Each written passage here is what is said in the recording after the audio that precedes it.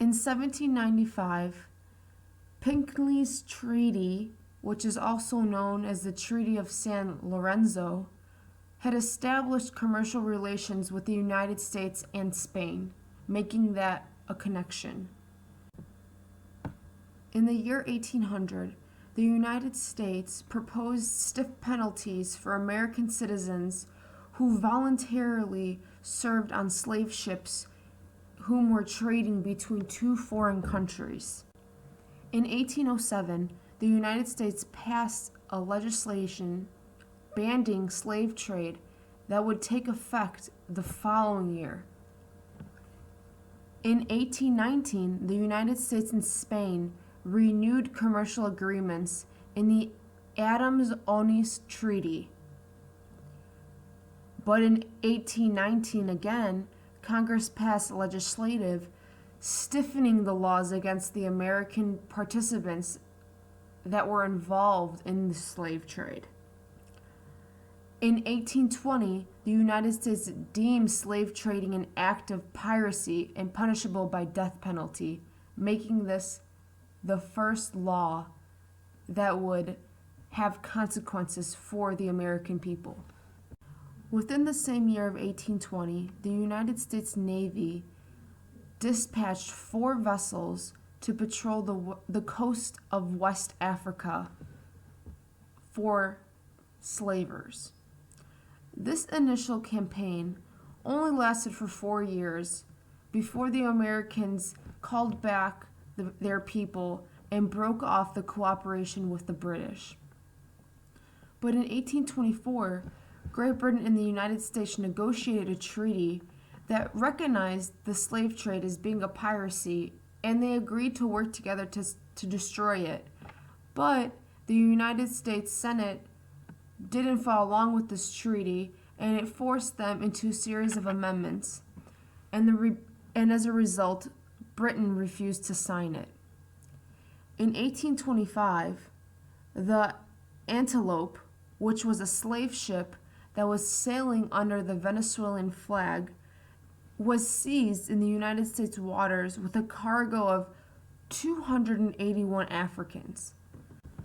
The owner of the ship tried to reclaim the ship and its slaves.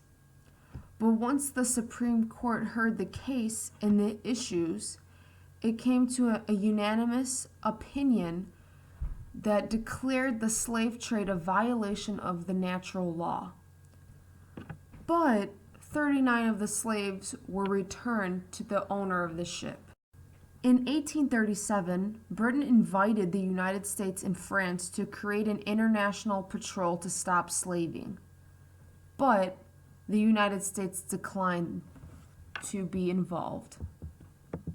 In 1841, Nicholas Trist was dismissed from the U.S. consul in Havana because he was allegedly convicted of selling United States vessels to the Spanish slave traders, or he failed to stop this illegal transaction.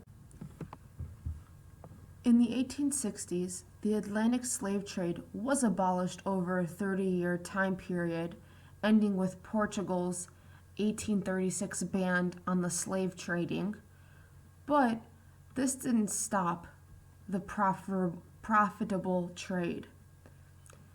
This illegal trade continued well into the 19th century, and it remained a slave market in America, but mostly the slave market existed in Brazil and Cuba. This trade would continue until the 1860s. Religious justifications for or against slavery were frequently used throughout the existence of slavery in America. Texts such as Narrative of the Life by Olaudah Equiano and Phyllis Wheatley's poetry each discuss religion and concern to the horrors of slavery, as discussed in class. In an 1844 article entitled Slavery in a Christian Land in the Christian Reflector, the lamentations of slavery are expressed in that they do not follow the commands of Christianity, citing things like robbery, theft, murder, and piracy as some of the things that slavery condones. For example, concerning robbery, the article says that, quote, "The man who puts a pistol to your breast and demands your money is in the strictest sense a robber," showing the immorality of slavery and its inability to function alongside what is supposed to be a Christian land. The article also cites one John L. Brown, who was a Southerner, quote, "accused of helping an enslaved woman to escape," end quote, and was later sentenced to death in 1843, being called by Judge John Bolton O'Neill, quote, "the vilest sinner," end quote. This is just one example of using religious language in order to condemn a person for helping slaves in any way. The same article in the Christian Reflector, at its end, proclaims that slavery, quote, "blasphemes the holy religion we profess," end quote. In this way, we can see that there are various arguments using religion for or against slavery. Conversion to Christianity. According to an article by Jared Hardesty, slave owners in Boston allowed their slaves to attend church and convert to Christianity starting in the 1630s. Slave owners in the colonial South, however, would not allow their slaves to attend church or convert to Christianity until the mid-18th century. In Boston, slaves had the opportunity to receive social support and some stability in their lives through attending church services. Churches also could help provide the slaves with a sense of identity. However, Hardesty's article also conveys the idea that slaves often had no choice but to accept Christianity, as, quote, "slavery erased most African spiritual traditions," end quote, leaving slaves with a lack of freedom of religion. Still, if slaves were allowed to attend churches, those churches could often produce social and educational benefits for slaves through meeting people and being able to read scriptures. Despite the possible benefits, Hardesty notes that New England churches often did not attempt to convert slaves to Christianity, and that many slaves did not desire to be members of these churches. This table shows one of the many possible reasons why slaves sometimes had a lack of desire to join these churches.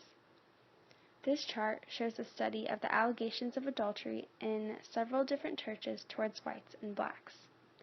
Concerning adultery, Baptist churches gave 285 allegations to blacks, while only 55 allegations were charged to whites. According to Jeff Forret's article, quote, "Black members were on average more than 5 times more likely to be accused of adultery than their white brethren," end quote, regardless of whether or not they were actually committing adultery.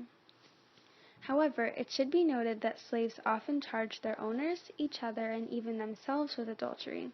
However, because of the, quote, "domestic slave trade and the forced migration of slaves with their masters," end quote, slave families would often be torn apart and forced to rebuild new families, which could end in allegations of adultery, as slaves had left their own families and desired to build new ones, having no way to get back to the families except through escaping.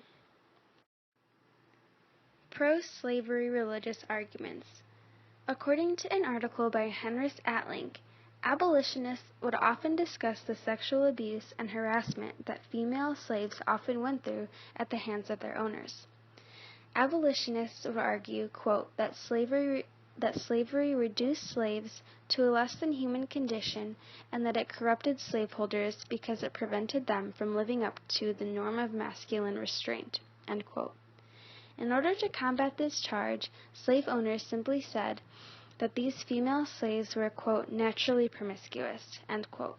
They were often called a, quote, "scheming black Jezebel," end quote, using religious terminology to demonstrate how promiscuous the slave owners wanted to portray their slaves as in order to religiously justify their harmful actions.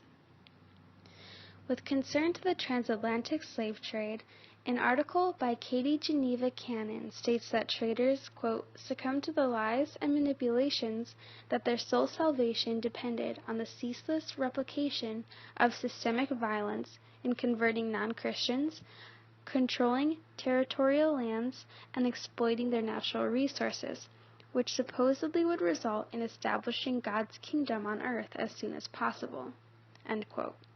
This motivation ignored the fact that many Africans had already known about and believed in Christianity since the 3rd century.